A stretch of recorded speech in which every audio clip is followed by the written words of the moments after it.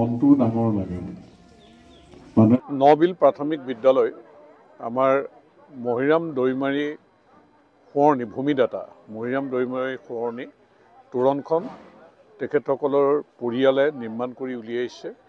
তেখেতৰ সুযোগ্য সন্তান ভৱকান্ত দৈমাৰী, মীনাৰাম দৈমাৰী আৰু হৰকান্ত দৈমাৰী তিনিওজনে মিলি বনোৱাটো সঁচাকৈ শলাগ ল'বলগীয়া।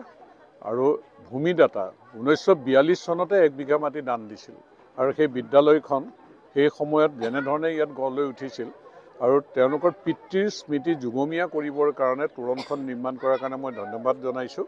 আৰু এনে এক মহান কামৰ মই উন্মোচন কৰিবলৈ পাই আনন্দিত।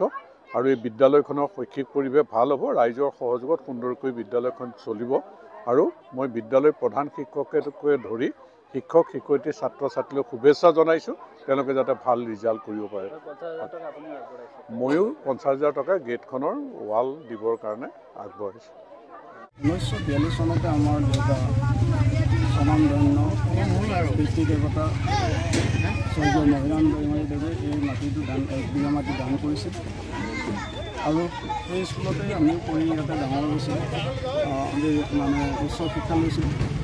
গতিকে যিটো সময়ত 1942 চনত ভাৰতীয় আন্দোলন হৈ আছিল, ভাৰতবৰ্ষ ব্ৰিটিছৰ অধীনত আছিল, সেই সময়ত আমাৰ পিতৃ দেৱতা দেৱে এনে 1 বিঘা মাটি স্কুলৰ কাৰণে দান দি যি মহানুভৱতাৰ পৰিচয় দিছিল, সেইটো সঁচাকৈ আমি মানে আমাৰ বাবে এটা গৌৰৱৰ কথা।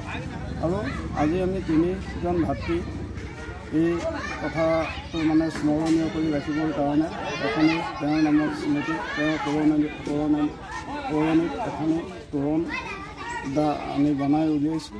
আৰু সেই তোৰণখন আজি বিধায়ক মহোদয়ে আমাৰ নগাঁও সমষ্টিৰ বিধায়ক মহোদয়ে উদ্বোধন কৰিলে।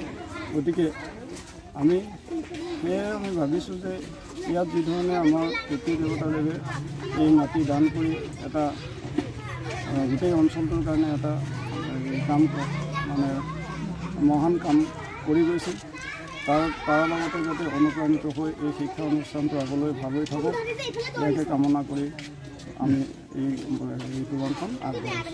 ধন্যবাদ।